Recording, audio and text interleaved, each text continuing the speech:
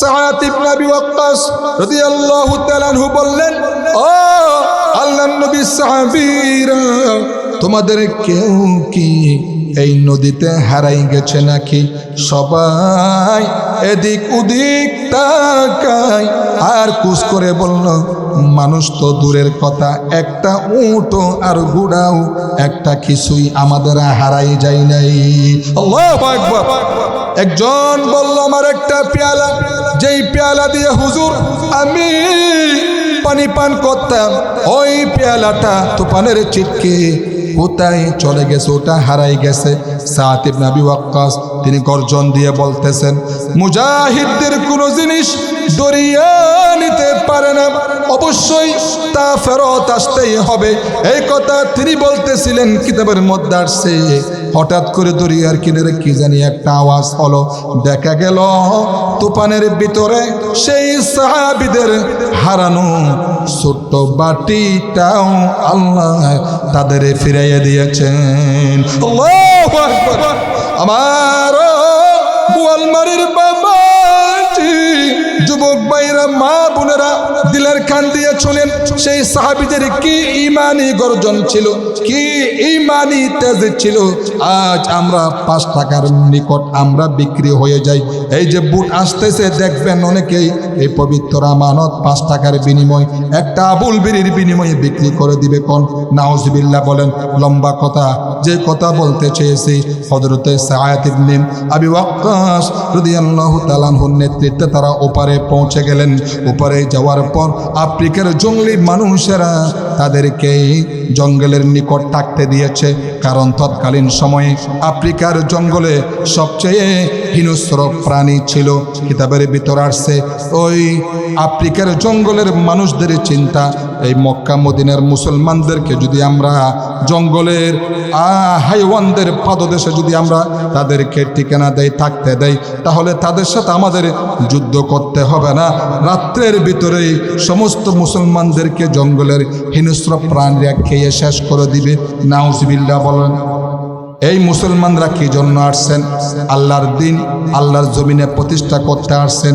তাদের নিরাপদের দায়িত্ব কে দিবেন বলেন? হযরতে সাআদ ইবনে আবি ওয়াক্কাস রাদিয়াল্লাহু তাআলা আনহু তিনি যখন এই অবস্থা বুঝতে পারলেন, বিশাল একটা মঞ্চ তৈরি করলেন।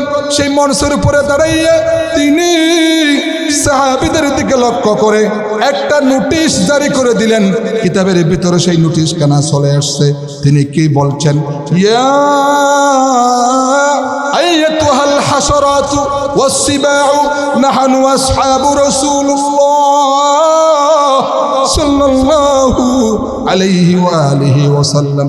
হে জঙ্গলের হিংস্র প্রাণীরা রে, আমরা দুনিয়ার কোনো সাধারণ মানুষ নই। নাহনু আসহাবু রাসূলুল্লাহ সাল্লাল্লাহু আলাইহি ওয়াসাল্লাম, আমরা আল্লাহর নবীর সাহাবী। ফাইন্না নাজিলুনা ফামান ওয়াজাদানা বা'দাহু কাতালনাহু, আমরা তোমাদের সাথে মারামারি করার জন্য আসি নাই, তোমাদেরকে শেষ করতে আসি নাই। আমরা এসেছি কালিমার আওয়াজ নিয়ে। আমরা সুতরাং এখানে দাওয়াত ও তাবলীগের মিশন নিয়ে এসেছি। আমরা রাত কাটাবো। সুতরাং আমাদের এই এলাকার ভিতরে যত হিংস্র প্রাণী আছো সব আমাদের এলাকা ছেড়ে দিয়ে অন্যত্রে চলে যাও। আল্লাহ রাব্বুল আলামিন বলেন, নিশ্চয় সারা দুনিয়ার মানুষকে আমি বানিয়েছি, সকলকে আমি ভালোবাসি, কিন্তু এক শ্রেণীর মানুষ এমন আছে যাদেরকে আমি আল্লাহ অত্যাধিক ভালোবাসি। কয় তারা কারা?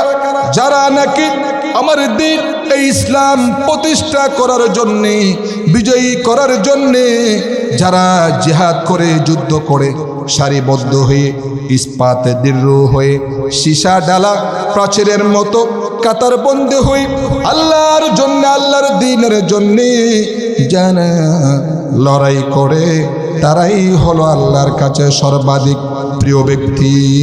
ইউহিব্বুল্লাযীনা ইউকাতিলুনা ফী সাবিলিহি সাফফা। আমরা মনে করেছি আমরা যে শুধু শুক্রবারে প্রাইভেট মুসল্লি সেজে টুকটাক কয়েকটা সেজদা দেয়, মাঝে মধ্যে ইবাদত বন্দেগী করি, মন চাহি জীবন চালাই, এই সমস্ত টুকটাক কাজ কইরা মৃত্যুবরণ করলেই ডাইরেক্ট আল্লাহ আমাদেরকে সুজা জান্নাতের মধ্যে ঢুকাইয়া সবরি কলা খাওয়াবেন নাকি? এত সহজ জান্নাত পাওয়া কি এত সহজ? এত সহজে যদি জান্নাত পাওয়া যেত, শুনেন ভালো করে, সাহাবাই কেরাম এত কষ্ট করতেন না, আম্বিয়া আলাইহিমুস সালাতু ওয়াস সালামগণ এত মার খেতেন না। কিতাবের ভিতর আসছে এই দিন প্রতিষ্ঠা করতে গিয়া বনি ইসরাইলের ৭০ জন নবী রাসূলকে বনি ইসরাইলের লোকেরা, আফন কওমের লোকেরা সকালবেলা ফজরের নামাজের পর থেকে দ্বিপ্রহর সকাল ১০টা ১১টার ভিতরে ৭০ জন নবী রাসূলকে তারা গলা কেটে দুনিয়া থেকে বিদায় করে শহীদ করে দিয়েছেন। ইন্না লিল্লাহি ওয়া ইন্না ইলাইহি রাজিউন। এত সহজ আল্লাহকে পাওয়া। আল্লাহ পাক বলছেন, আজাআলতুম সিকায়াতাল হাজ্জি ওয়া ইমারাতাল মাসজিদিল হারাম কামান আমানা বিল্লাহ। তোমরা কি হাজিদের পানি পান করাইয়া, এটা কুরআনুল কারীম 10 নম্বর পারা সূরা তাওবার 19 নম্বর আয়াত। আল্লাহ পাক বলতেছেন, আগেকার যুগের কাফেররা মনে করত আমরা তো হাজিদের পানি পান করাই, মসজিদে হারামের সেবা শুশ্রূষা করি, আমরা মসজিদ দুই পরিষ্কার রাখি, এতগুলি যেসব কাজ করি মুসলমানদের চাইতে আল্লাহর কাছে আমাদের মর্যাদা কোনো অংশে কম না। কারা বলতো? আগেকার যুগের কাফেররা মনে মনে মন কলা খাইতো। এরকম লোক আছে কিনা? বাবাজান কাবালার মাজারে সেজদা দেয় আর মনে মনে আল্লাহর জান্নাত তালাশ করে, এরকম আল্লাহর নেক বান্দা আছে কিনা আমাদের দেশে? নামাজ নাই, কালাম নাই, বাবাজান কেবলা দরবারও ছাড়ে নাই, ঠিক কিনা বলেন? কোনো বাবাজান জান্নাতে নিতে পারবে না বাবা। আল্লাহর ওলি অবশ্যই ধরব, আল্লাহর ওলিরা সবে মাত্র পথ দেখাবেন, কিন্তু আপনাকে আমল করে আল্লাহর সেই জান্নাত পর্যন্ত তালাশ করতেই হবে। আমার বাবাজি, আল্লাহ পাক বলেন, ও প্রাচীন যুগের কাফেররা শুধুমাত্র মসজিদে হারামের সেবা শুশ্রূষা করি, আমার এই পাবি না। যদি তোমরা আমাকে পেতে চাও, কামান আমানা বিল্লাহি ওয়াল ইয়াউমিল আখির, তোমাদের তাহলে আমি আল্লাহর উপর ঈমান আনতেই হবে, আখিরাতের প্রতি বিশ্বাস স্থাপন করতে হবে। কবরের আযাব গজব আপনারা মানেন কিনা? ইনশাআল্লাহ অবশ্যই মানি। ওয়াল বা'থি বা'দাল মউত আমরা ইমানে মুজাম্মাল মুফাসসালের মধ্যে পড়ছি, কিন্তু কোন ইহুদি কোন কাফের, আপনাদের এলাকায় কোনো হিন্দু লোক থাকলে জিজ্ঞেস করিয়েন, যারা সেলুনের কাজ করে অধিকাংশ হিন্দু। ও হিন্দু ভাই, মন্টু মিয়া সন্টু মিয়া, তুমি বলো মরার পরে কবরে আযাব গজব হবে, সে আপনাকে দৌড়াইয়া নিয়ে যাবে। কিতা কোন আপনি পাগল হয়েছেন নি? কিসের আযাব গজব? যেই মাটি দিয়ে আসছি সেই মাটির মধ্যে মিশে যাব, আমাদেরকে জ্বালিয়ে পুড়িয়ে বর্ষ করে দিবে, শ্মশানের মধ্যে জ্বালিয়ে দিবে। নাউজুবিল্লাহ বলেন। কিন্তু না, আল্লাহ পাক বলেন, আমার উপর ঈমান যারা আনলো, আখিরাতের প্রতি বিশ্বাস স্থাপন করলো, ওয়াজাহাদা ফি সাবিলিল্লাহ লা ইস্তাবুনা ইনদাল্লাহ, আর আমার রাস্তায় আমার দিন প্রতিষ্ঠা করার জন্য যারা জিহাদ ফি সাবিলিল্লাহ করে, তারা আমার কাছে সর্বাধিক প্রিয় ব্যক্তি। সবচেয়ে প্রিয় মানুষ তারা যারা দিন এই ইসলাম প্রতিষ্ঠার জন্য লড়ে। সুবহানাল্লাহ। যারা আজকে এই বিশাল আয়োজন করে হাজার লক্ষ লক্ষ টাকা খরচ করে এই মাহফিল করতেছেন, এটাও ইসলাম প্রতিষ্ঠা করার একটা মাধ্যম। সুবহানাল্লাহ বলেন। কিতাবের মধ্যে আসছে এটাও একটা মাধ্যম। যেই যুগে যেমন ভাবে ইসলাম প্রতিষ্ঠা করা লাগে, সেই যুগে সেই মাধ্যম অবলম্বন করা মুসলমানদের উপরে ফরজ। তো এই যুগে আলহামদুলিল্লাহ তরবারি দিয়া ইসলাম প্রতিষ্ঠা করতে হয় না। কাফেররাও জানে মুসলমানদেরকে স্বাধীনতা দিতে হবে, তাদের ইবাদত বন্দেগী করতে যদি বাধা দেয় তাহলে পৃথিবীতে গড়ে গড়ে গৃহযুদ্ধ শুরু হয়ে যাবে, ঠিক কিনা বলেন?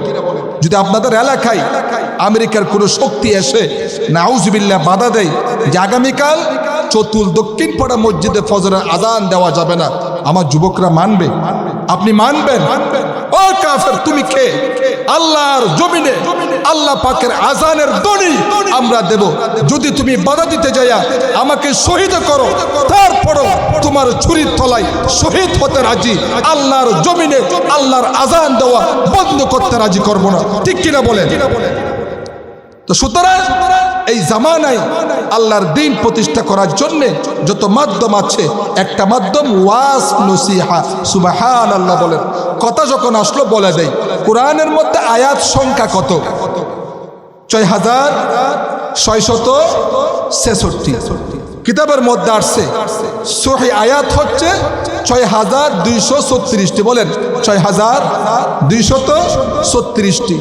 এর মাঝে আল্লাহ পাক ৫০০ আয়াতে বিধিবিধান দিয়েছেন। কোন কাজ হালাল, কোন কাজ হারাম, কোন কাজ জায়েজ, কোন কাজ নাজায়েজ, কোন কাজ বৈধ, কোন কাজ অবৈধ, কোন কাজ করণীয়, কোন কাজ বর্জনীয়, এর নাম বিধিবিধান। এই বিধিবিধানের বর্ণনা দিয়েছেন আল্লাহ শুধু ৫০০ আয়াতে। তাহলে ৬২৩৬ আয়াত থেকে যদি ৫০০ আয়াত চলে যায়, আর তাকে কত? ৭,০০০। কত বলেন তো? ৭,২৩৬টি। তার মানে আল্লাহ পাক বাকি ৭,২৩৬ আয়াতে শুধু ওয়াজ করেছেন, নসিহা করেছেন, মানুষকে ভয়ভীতি দেখিয়েছেন, জান্নাতের আশা জুগিয়েছেন, জাহান্নামের ভয় দেখিয়েছেন। এটা করলে বান্দা আমাকে পাবা, এটা করলে জাহান্নামে যাবা, এইভাবে চললে ডাইরেক্ট জান্নাত, ওইভাবে চললে তোমাকে জাহান্নামের আগুনে জ্বলতে হবে।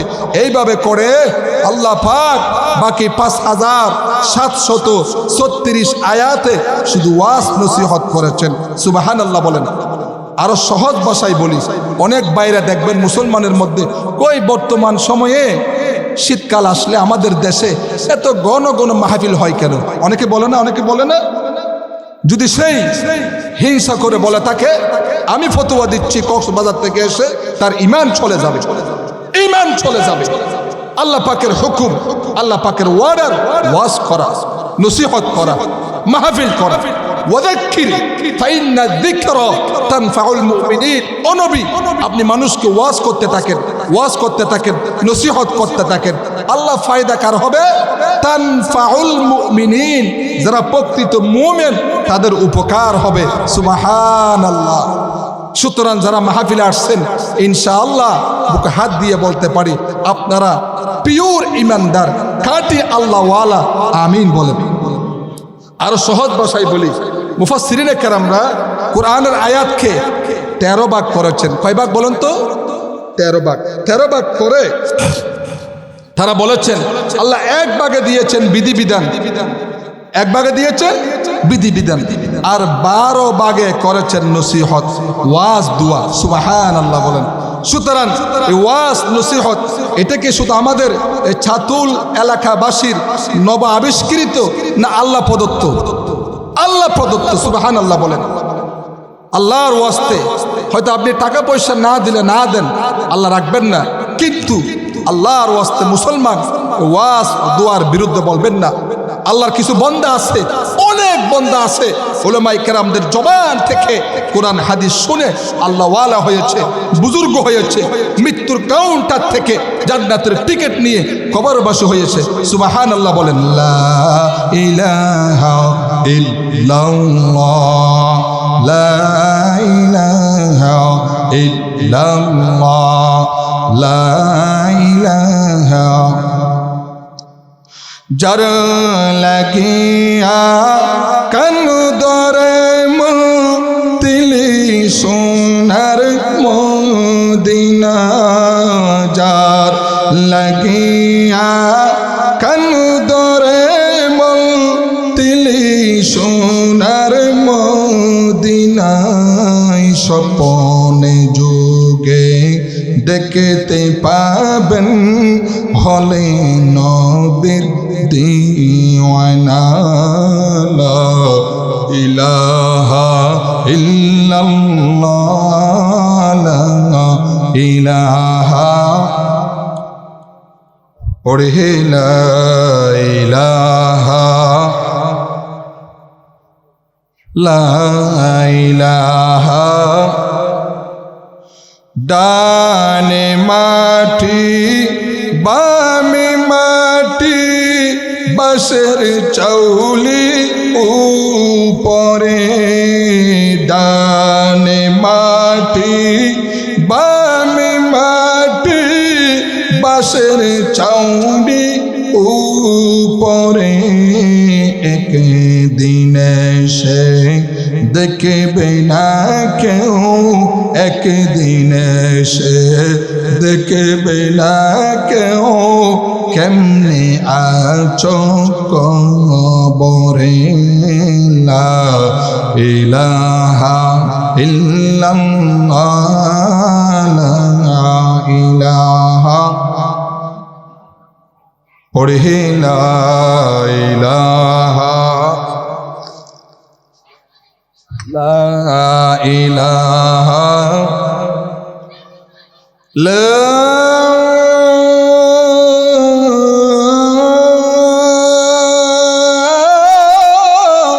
ইলাহা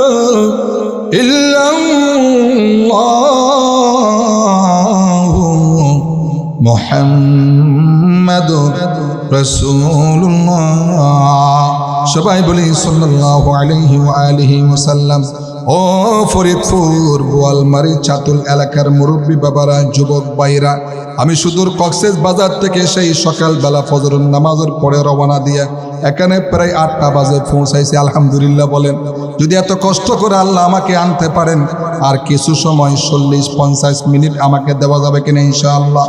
আল্লাহ পাক সকলকে কবুল করুক, আমিন বলেন। আমি আপনাদের কৃতজ্ঞতা আদায় করি, বিশেষ করে আমার ভাই শ্রদ্ধেয় এই সতুল দক্ষিণ পাড়া মসজিদের সেক্রেটারি জনাব আক্কাস আলী সাহেব, আল্লাহ আমার ভাইকে হায়াত দান করুক, আমিন বলেন। আমার সাথে যোগাযোগ করে সার্বক্ষণিক আমার সাথে সেই সুসম্পর্ক রেখে মাহফিলের সব কিছু আমাকে আপডেট শুনিয়েছেন। তিনি আমি কতটুক আসলাম না আসলাম সব কিছু খোঁজ খবর রেখে এই পর্যন্ত এনে ফেরবর্তী কাউন্ট দিয়েছেন। আলহামদুলিল্লাহ বলেন। আল্লাহ সকলের আয়োজন যারা টাকা পয়সা দিয়ে মাহফিলের মধ্যে শরীক শামিল হয়েছেন, কাল ময়দানে মাহশরে এই মাহফিলের উসিলাই আল্লাহ সকলকে আখিরাতের মুক্তি দান করুক, বলুন আমিন। ও মুরব্বী বাবারা, যেটা বুঝতে চেয়েছি আপনাদেরকে, সহজেই বাবা জান্নাত পাওয়া যাবে না। যদি পাওয়া যেত সাহাবায়ে কেরাম এত কষ্ট করতেন না, আম্বিয়া আলাইহিমুস সালাতু ওয়াস সালাম এত কষ্ট করতেন না। আপনারা জানেন এই দিন প্রতিষ্ঠা করার জন্য সাহাবায়ে কেরাম নিজেদের সন্তানদেরকে এতিম করলেন, নিজের কলিজার টুকরা স্ত্রীদের বিধবা বানালেন রে ভাই। আপনারা জানেন হযরতে কাব্বাব রাদিয়াল্লাহু তাআলা আনহু কত না নির্যাতিত হয়েছে। একজন মহিলা সাহাবা যার নাম সুমাইয়া রাদিয়াল্লাহু তাআলা আনহা সবে মাত্র আমার নবীর নিকট কলমা পড়ে ঈমান এনেছে। এই খবর পাওয়া মাত্র তৎকালীন সময়ের আন্তর্জাতিক মানের বেঈমান আবু জাহাল সেই মুসলমান সাহাবা হযরতে সুমাইয়া রাদিয়াল্লাহু তাআলা আনহুর লজ্জাস্থানে বর্ষা দিয়ে আঘাত করে দুনিয়া থেকে চিরতরে শহীদ করে দিয়েছেন ভাই। শুধু তা নয় রে ভাই, আপনারা নিশ্চয় নাম শুনেছেন হাবশী দেশের লোক হযরতে বেলাল রাদিয়াল্লাহু তাআলা আনহুর নাম শুনছেন? হযরতে বেলাল রাদিয়াল্লাহু তাআলা আনহুর কি অপরাধ ছিল? তার মালিক উমাইয়া সেই কত না নির্যাতন করেছে, নির্যাতিত করেছে। হযরতে বেলালের কোনো দোষ নাই, তার একটা মাত্র অপরাধ, কেন কালমা পড়ল, কেন ঈমান আনলো। এই ঈমান আনার অপরাধে বেলাল রাদিয়াল্লাহু তাআলা আনহুকে উমাইয়া ঘুমাতে দেই নাই, খাবার দেই নাই। এরপরেও যখন তিনি কালিমা ছাড়েন, হযরতে বেলালকে উটের পায়ের সঙ্গে রশি দিয়া বেঁধে উটকে তাড়াইয়া দিয়েছে। উট দৌড়াতেছে, বেলাল দড়ির মাথায় বাঁধা বেলালের শরীরটা পাথরের সঙ্গে আঘাত লেগে লেগে পিঠের চামড়া ছিঁড়ে যায় বাবা। হযরতে বেলালের মাথার চামড়া ছিঁড়ে যায়, উট আর দৌড়াতেই পারে না। তখন উটের পা থেকে হযরতে বেলাল রাদিয়াল্লাহু তাআলা আনহুকে কষিয়ে নিয়ে বেলালের রক্তাক্ত শরীরটাকে চিৎ করে শুয়ে দিয়ে কাফের বেঈমানেরা লোহা রড দিয়া চতুর্দিকে দাঁড়িয়ে হযরতে বেলালকে পিটাচ্ছে আর বলছে, বেলাল এখনো সময় আছে, আমাদের লাত মানাতের উপর ঈমান আন। তোমার আল্লাহর এই ভুলে যা, মুহাম্মদের এই ভুলে যা, আমাদের লাত উজ্জার উপর ঈমান আনো, তাহলে তোমাকে আমরা ছেড়ে দেব। এমন কঠিন সময়ের ভেতরে হযরতে বেলাল রক্তাক্ত শরীর নিয়া আকাশের দিকে একটা আঙ্গুল উঁচু করে বলছেন, আহাদ আহাদ লা ইলাহা ইল্লাল্লাহ লা ইলাহা ইল্লাল্লাহ, পড়ে লা ইলাহা ইল্লাল্লাহ লা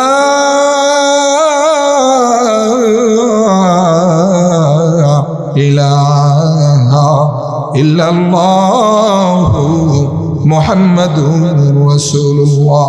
সবাই বলি সাল্লাল্লাহু আলাইহি ওয়াসাল্লাম। ও ফরিদপুরবাসী বাবা, কলমা শরীফ অমনি পান নাই রে ভাই। কুরআনুল কারীম, দিন, মসজিদ, মিল্লাত, মাযহাব, মাদ্রাসা, ঈমান অমনি পান নাই। এই ঈমানের পিছনে হাজার হাজার সাহাবায়ে কেরামদের রক্ত ঝরেছে ভাই। কত না সাহাবীদের সন্তান এতিম হয়ে গিয়েছে ভাই। কত নতুন স্ত্রী তাদের স্বামী হারা হয়ে গিয়েছে ইসলামের জন্য। শুধু তা নয়, কাফের বেঈমানেরা হযরতে কাব্বাব রাদিয়াল্লাহু তাআলা আনহুকে ধরে উটের পায়ের সঙ্গে বেঁধে চতুর্দিক থেকে তীর নিক্ষেপ করছে, তরবারি মারতেছে। বুখারী শরীফের হাদিস, বুখারী শরীফের ভিতরে আসছে, চতুর্দিক থেকে হযরতে কাব্বাবের শরীর জাজরা জাজরা হয়ে গিয়েছে, বৃষ্টির মতো হযরতে কাব্বাবের শরীর থেকে রক্তের ফোঁটা পড়তেছে। কাফের বেঈমানেরা তাদের এক নেতা বলতেছে, তেমন একটা কথা বলে নাই। জিজ্ঞেস করছি, কাব্বাব তোমার এই ছেড়ে দিতে পারি, একটা শর্ত যদি মানো, আমাদের একটা শর্ত, এই শর্ত যদি মানো তাহলে তোমাকে ছেড়ে দিতে পারে। কয় কি শর্ত? বলতেছে, ও কাব্বাব, তোমার পরিবর্তে এখানে এনে তোমাদের নবী, আল্লাহর নবী মুহাম্মদকে এনে এখানে বাঁধবো। নাউজুবিল্লাহ বলেন। মুহাম্মদের উপর আমরা নির্যাতন করব, তার উপরে বেত্রাঘাত করব, নাউজুবিল্লাহ, তীর চালাবো। এটা যদি মানো কাব্বাব, তাহলে তোমার এই ছেড়ে দিতে পারি। নাউজুবিল্লাহ কি বলা যায় না? আরো জোরে বলতে হবে নাউজুবিল্লাহ। এতক্ষণ ধরে যিনি তীর তরবারির আঘাত নীরবে সহ্য করতেছিলেন, এখন মানুষের এই কথার আঘাত তিনি আর সহ্য করতেই পারলেন না। হযরতে কাব্বাব সিংহের মতো গর্জন দিয়ে বললেন, ও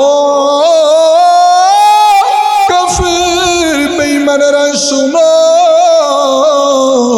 তোমাদের নাপাক হাত দিয়া আমার প্রিয় নবী, দয়ার নবী, মায়ার নবী শরীর মুবারকে তীর তরবারি তো দূরের কথা, তোমাদের এই নাপাক হাত দিয়া আমার প্রিয় নবীর শরীর মুবারকে একটা ফুলও যদি নিক্ষেপ করো, আমি কাব্বাবের শরীরের ভিতরে এক ফোঁটা রক্ত থাকতে তা জীবনে কোনো দিন বরদাস্ত করব না।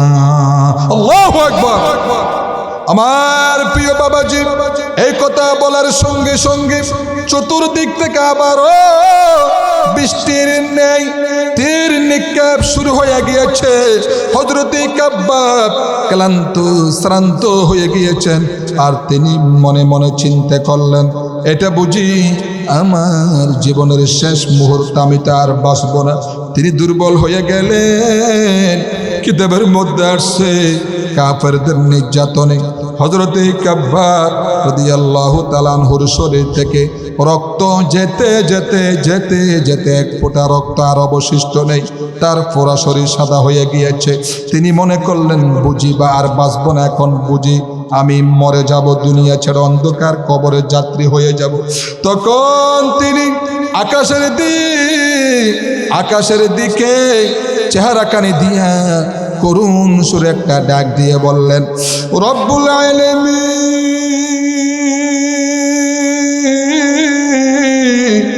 হায় আল্লাহ, ঈমান আনার অপরাধে, কালমা পড়ার অপরাধে কাফের বেঈমানের আমারে মারতে মারতে শেষ করে দিয়েছে আল্লাহ। আজ আমার পাশে মা নাই, বাবা নাই, আমার কলিজার টুকরা সন্তান সন্ততি কেউ আমার পাশে নেই আল্লাহ। ইয়া আল্লাহ, আমার মনে হচ্ছে আমি আর বাঁচব না, বুঝি আমি এখন দুনিয়া ছেড়ে চলে যাব তোমার দরবারে। আল্লাহ, মনের মধ্যে কোনো ব্যথা নাই, তোমার ঈমান আনতে গিয়া তোমার উপর রাশি খুশি থাকতে গিয়ে আজ আমার এই পরিণতি। আয় আল্লাহ,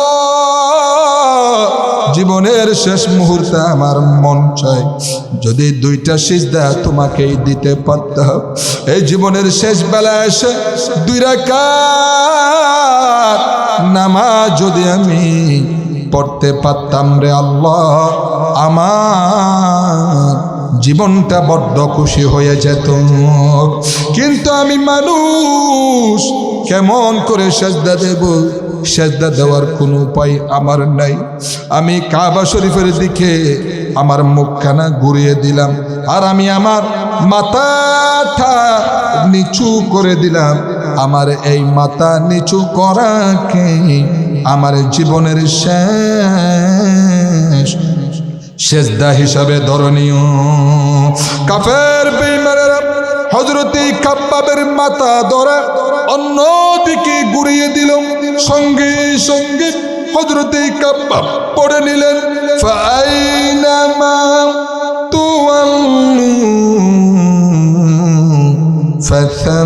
ফাসাম্মা ওয়াজহুল্লাহ। যারা পড়েন পড়েন, ফাআইনামা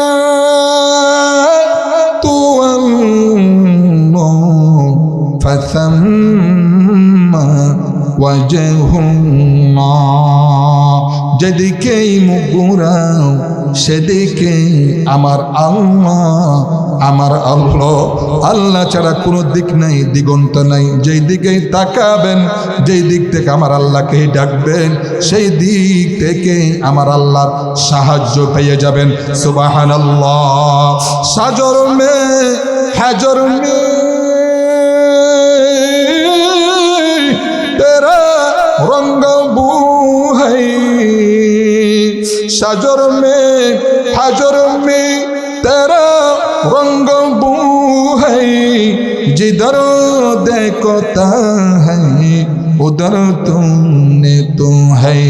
नदीर कुल बांगे ওই কুল বরে, এই তো নদীর খেলা। নদীর কুল বাঙ্গে ওই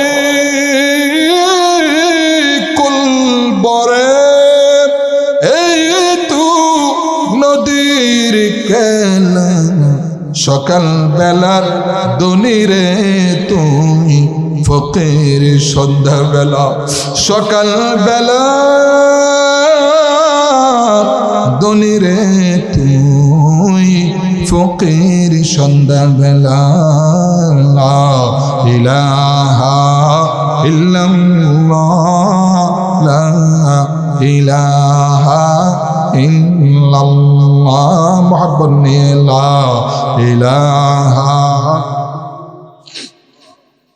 লা ইলাহা। कलिमा में नमाज़ू में में अज़ामी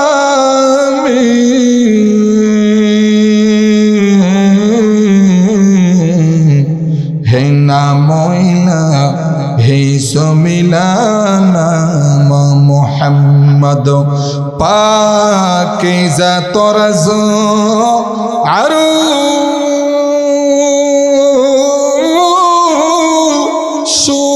समा जन्नत फिरदौस आराम गाहे पाक रसूल अरबी ला इलाहा इल्लल्लाह ला इलाहा इल्लल्लाह मोहब्बत ला इलाहा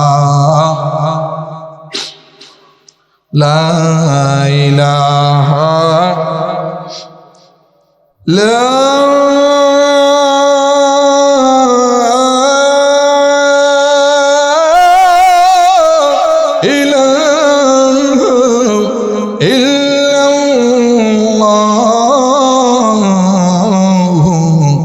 মুহাম্মাদুর রাসূলুল্লাহ সবাই বলি সাল্লাল্লাহু আলাইহি ওয়া আলিহি ওয়াসাল্লাম। ও ফরিদপুরবাসী, আপনারা বুঝতেই পারলেন এই ইসলাম, এই দিন, এই ধর্ম নামক বৃক্ষ, এই বিশাল গাছটুকুন অমনি অমনি বাতাসে উড়ে উড়ে মক্কাতুল মুকাররমা মদিনা আল মুনাওয়ারা থেকে আমাদের এই বাংলাদেশে এসে উপস্থিত হয় নাই। এর পেছনে হাজার হাজার নয়, লক্ষ লক্ষ নয়, কোটি কোটি মুসলমানদের রক্ত ঝরেছে, ঠিক কিনা বলেন? কত মুসলমানদের স্ত্রী বিধবা হয়েছে, কত মুসলমানদের সন্তান এতিম হয়ে গিয়েছে। এই দিন ইসলাম গোটা বিশ্বময় ছড়িয়ে দেওয়ার জন্য কিতাবের ভিতর আসছে। আমার আপনার নবী সাল্লাল্লাহু আলাইহি ওয়াসাল্লাম যখন হিজরত করলেন, হিজরতের পর সাহাবায়ে কেরাম মক্কাতুল মুকাররমা আবু জাহালের নেতৃত্বে, আবু জাহাল মাস্টার প্ল্যান করেছে একজন মুসলমানকেও থাকতে দিবে না মক্কার অলি গলিতে, সকলকে তিনি দুনিয়া থেকে বিদায় করে দিবেন। এই মাস্টার প্ল্যান যখন করে ফেলেছেন, আমার আপনার নবী আমভাবে সাধারণভাবে সকলকে ঘোষণা করিয়ে দিলেন, ও মুসলমানরা, ও আমার কলিজার টুকরা উম্মতরা, তোমাদেরকে দেওয়ার মতো আমি নবীর কিচ্ছু নাই। তোমরা যে যেই দিকে পারো এই ইসলামকে প্রতিষ্ঠা করার জন্যে সেদিকেই দেশ থেকে দেশান্তরিত হয়ে গোটা বিশ্বময় ইসলামকে পৌঁছে দেওয়ার দায়িত্ব তোমাদের। এই কথা বলার পরে আল্লাহ পাকের দুইজন সাহাবী, একজনের নাম হচ্ছে উরওয়া ইবনে আসাসা, আরেকজনের নাম হচ্ছে কাইস ইবনে হুজাইফা। নামগুলো যদি পারেন মনে রাখবেন। হযরতে উরওয়া ইবনে আসাসা, কাইস ইবনে হুজাইফা, এই দুইজন সাহাবী বড্ড বড় সাহসী ছিলেন।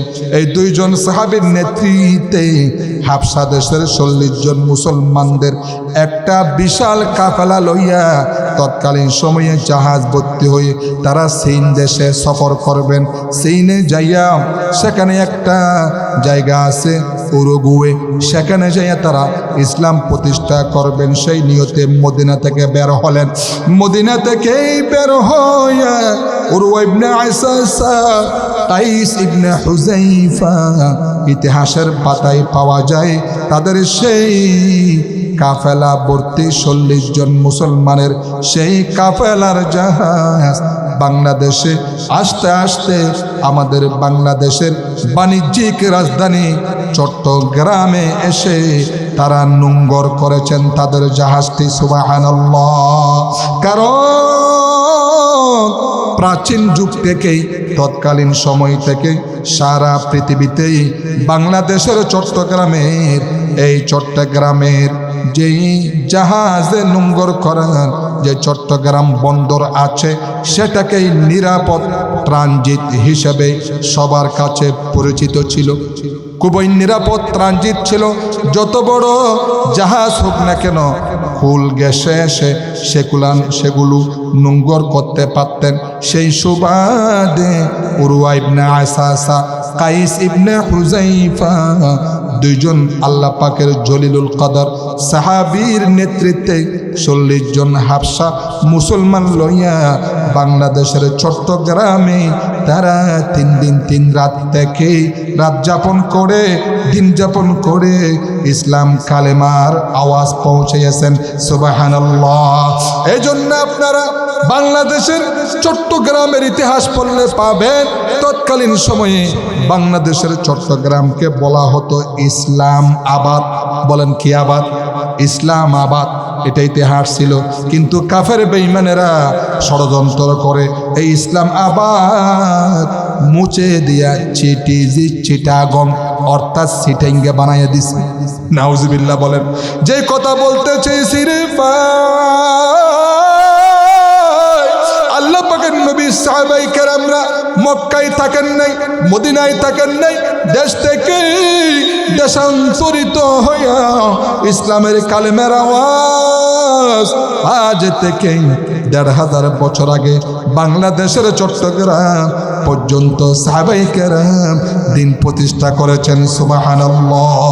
শুধু তা নয়, আল্লাহ পাকের নবীর আরেকজন সাহাবী, নাম তার সাআদ ইবনে আবি ওয়াক্কাস রাদিয়াল্লাহু তাআলা আনহু, হযরতে আলীর আপন চাচাতো ভাই সাআদ ইবনে আবি ওয়াক্কাস বড় জলিলুল কদর সাহাবী ছিলেন। এই নামগুলো মনে রাখবেন। নাম কি? সাআদ ইবনে আবি ওয়াক্কাস। যদি পারেন সন্তানদের নাম রাখবেন সাআদ, আব্দুল্লাহ, আব্দুর রহমান। কিন্তু দুঃখজনক বিষয় এই মুসলমানরা সন্তানদের নাম রাখে মন্টু, নাম রাখে বল্টু, নাম রাখে ফালটু, সন্টু।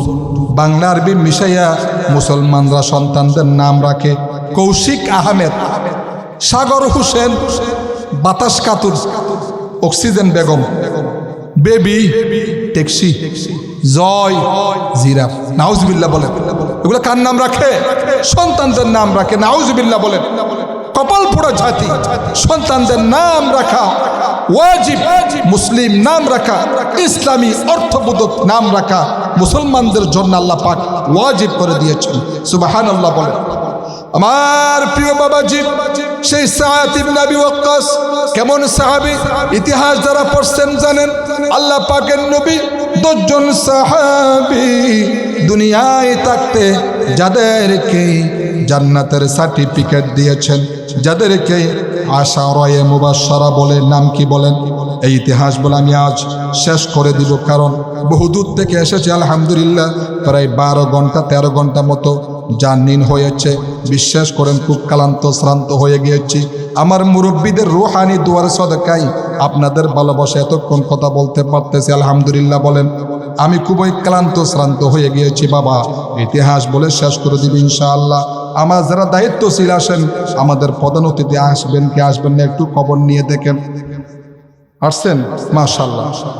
আমার বাবাজি আজকের প্রধান আকর্ষণ পতিত যশা আলেমে দিন, এই ফরিদপুরের গর্ব, আপনাদের গর্ব, আমাদের বয়োজ্যেষ্ঠ আসাতেজায়ে কেরামদের মধ্যে অন্যতম পতিত যশা আলেম হযরত মাওলানা আকরাম আলী সাহেব বারাকাল্লাহু ফি হায়াতি। আমি হুজুরকে ইন্টারনেটের মধ্যে দেখেছি, অনেক সাহসী একজন ব্যক্তি। আল্লাহর এই ওলি আসতেছেন। সুবহানাল্লাহ বলেন। হুজুর আসলে আমি শেষ করে দিব। আমার সর্বশেষ যে আলোচনা, সাআদ ইবনে আবি ওয়াক্কাস রাদিয়াল্লাহু তাআলা আনহু, তিনি আশরায়ে মুবাশশারার একজন। তিনি দুনিয়ায় থাকতে জান্নাতের সার্টিফিকেট পেয়েছেন। সুবহানাল্লাহ বলেন। খুবই গুরুত্বপূর্ণ কথা। তিনি কাদেসিয়ার যুদ্ধের পর যখন পারস্য দখলের জন্য চললেন, বহরস নগর অবরোধ করলেন, সামনে পড়ল বিশাল একটা নদী। এই নদী পাড়ি দিবেন, সাথে তার হাজার হাজার সৈন্য। এই সৈন্য নিয়ে নদী পাড়ি দিবেন। জিজ্ঞেস করলেন তিনি উপস্থিত সাহাবীদেরকে, তোমরা কি চাও? আল্লাহ পাকের এই দিন দিন দাওয়াত ও তাবলীগের এই মিশন এখানেই এপারে শেষ হয়ে যাক এটা চাও না ইসলামের এই গণজুমাত ইসলামের এই আন্দোলন নদীর ওপারেও নিয়ে যেতে হবে? সবাই সমস্বরে বললেন হ্যাঁ হ্যাঁ হুজুর, ওপারেও নিয়ে যেতে হবে। হুজুর বললেন তাহলে তো আমাদের সামনে কোনো নৌযান নাই, যাওয়ার মতো পারাপারের কোনো কালবাট নাই, ব্রিজ নাই, বিশাল এক নদী, কেমনে যাব? তখন উপস্থিত সাহাবায়ে কেরামরা বললেন, ও আমিরুল মুমিনিন, আপনি যে অর্ডার দিবেন, আপনি যে আদেশ করবেন, আল্লাহকে সাক্ষী রেখে আমরা বলতেছি আপনার সেই কথা অর্ডার আমরা ফলো করব।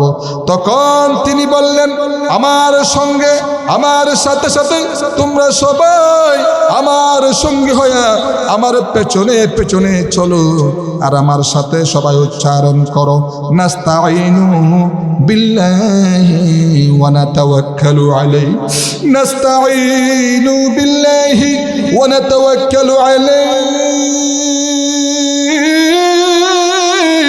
হাসবুনাল্লাহু ওয়া নি'মাল ওয়াকিল, নি'মাল মাওলা ওয়া নি'মান নাসির। ইতিহাস সাক্ষ্য দিচ্ছে ৬০,০০০ সৈন্য তাদের অস্ত্র নিয়ে, তাদের অস্ত্র নিয়ে, জিহাদের সামান নিয়ে শ্রাবণের করস্রোতা নদীর উত্তাল তরঙ্গ মালা দিয়া বরা নদীর উপর থেকে সাহাবীরা পাড়ি দিয়ে এপার থেকে ওপারে নিরাপদে চলে গেলেন। সুবহানাল্লাহ কি বলবেন না? ওপারে যাওয়ার পরে সাঁতার কেটে কেটে ওপারে যাওয়ার পর সাআদ ইবনে আবি ওয়াক্কাস রাদিয়াল্লাহু তাআলা আনহু বললেন, ও আল্লাহর নবী সাহাবীরা, তোমাদের কেউ কি এই নদীতে হারাই গেছে নাকি? সবাই এদিক ওদিক তাকায় আর কুস করে বলল, মানুষ তো দূরের কথা, একটা উটও আর ঘোড়াও একটা কিছুই আমাদের হারাই যায় নাই। আল্লাহু আকবার। একজন বলল, আমার একটা পেয়ালা, যেই পেয়ালা দিয়ে হুজুর আমি পানি পান করতাম, ওই পেয়ালাটা তুফানের চিটকে কোথায় চলে গেছে, ওটা হারাই গেছে। সাআদ ইবনে আবি ওয়াক্কাস তিনি গর্জন দিয়ে বলতেছেন, মুজাহিদদের কোনো জিনিস দরিয়া নিতে পারে না, অবশ্যই তা ফেরত আসতেই হবে। এই কথা তিনি বলতেছিলেন, কিতাবের মধ্যে আসছে হঠাৎ করে দরিয়ার কিনারে কি জানি একটা আওয়াজ হলো, দেখা গেল তুফানের ভিতরে সেই সাহাবীদের হারানো ছোট্ট বাটিটাও আল্লাহ তাদের ফিরাইয়া দিয়েছেন। আল্লাহু আকবার। আমার বোয়ালমারীর বাবাজি, যুবক ভাইরা, মা বোনেরা, দিলের কান দিয়ে শোনেন, সেই সাহাবীদের কি ঈমানি গর্জন ছিল, কি ঈমানি তেজ ছিল। আজ আমরা 5 টাকার নিকট আমরা বিক্রি হয়ে যাই। এই যে বুট আসতেছে দেখবেন অনেকেই এই পবিত্র আমানত 5 টাকার বিনিময়, একটা আবুল বিড়ির বিনিময়ে বিক্রি করে দিবে। কোন নাউজুবিল্লাহ বলেন। লম্বা কথা, যে কথা বলতে চেয়েছি, হযরতে সাআদ ইবনে আবি ওয়াক্কাস রাদিয়াল্লাহু তাআলা আনহুর নেতৃত্বে তারা ওপারে পৌঁছে গেলেন। ওপারে যাওয়ার পর আফ্রিকার জঙ্গলি মানুষেরা তাদেরকে জঙ্গলের নিকট থাকতে দিয়েছে, কারণ তৎকালীন সময়ে আফ্রিকার জঙ্গলে সবচেয়ে হিংস্র প্রাণী ছিল। কিতাবের ভিতর আসছে, ওই আফ্রিকার জঙ্গলের মানুষদের চিন্তা, এই মক্কা মদিনার মুসলমানদেরকে যদি আমরা জঙ্গলের হাইওয়ানদের পাদদেশে যদি আমরা তাদেরকে ঠিকানা দেই, থাকতে দেই, তাহলে তাদের সাথে আমাদের যুদ্ধ করতে হবে না। রাত্রের ভিতরেই সমস্ত মুসলমানদেরকে জঙ্গলের হিংস্র প্রাণীরা খেয়ে শেষ করে দিবে। নাউজুবিল্লাহ বলেন। এই মুসলমানরা কি জন্য আসছেন? আল্লাহর দিন আল্লাহর জমিনে প্রতিষ্ঠা করতে আসছেন। তাদের নিরাপদের দায়িত্ব কে দিবেন বলেন? হযরতে সাআদ ইবনে আবি ওয়াক্কাস রাদিয়াল্লাহু তাআলা আনহু তিনি যখন এই অবস্থা বুঝতে পারলেন, বিশাল একটা মঞ্চ তৈরি করলেন। সেই মঞ্চের উপরে দাঁড়াইয়া তিনি সাহাবীদের দিকে লক্ষ্য করে একটা নোটিশ জারি করে দিলেন। কিতাবের ভিতরে সেই নোটিশ কানা চলে আসছে। তিনি কি বলছেন? ইয়া আইয়াতুহাল হাশরাতু ওয়াস-সিবাউ নাহনু আসহাবু রাসূলুল্লাহ সাল্লাল্লাহু আলাইহি ওয়া আলিহি ওয়াসাল্লাম, হে জঙ্গলের হিংস্র প্রাণীরা রে, আমরা দুনিয়ার কোনো সাধারণ মানুষ নই। নাহানু আসহাবু রাসূলুল্লাহ সাল্লাল্লাহু আলাইহি ওয়াসাল্লাম, আমরা আল্লাহর নবীর সাহাবী। ফাইন্না নাজিলুনা ফামান ওয়াজাদানা বা'দাহু কাতালনাহু, আমরা তোমাদের সাথে মারামারি করার জন্য আসি নাই, তোমাদেরকে শেষ করতে আসি নাই, আমরা এসেছি কালিমার আওয়াজ নিয়ে। আমরা সুতরাং এখানে দাওয়াত ও তাবলীগের মিশন নিয়ে এসেছি, আমরা রাত কাটাবো। সুতরাং আমাদের এই এলাকার ভিতরে যত হিংস্র প্রাণী আছো সব আমাদের এলাকা ছেড়ে দিয়ে অন্যত্রে চলে যাও।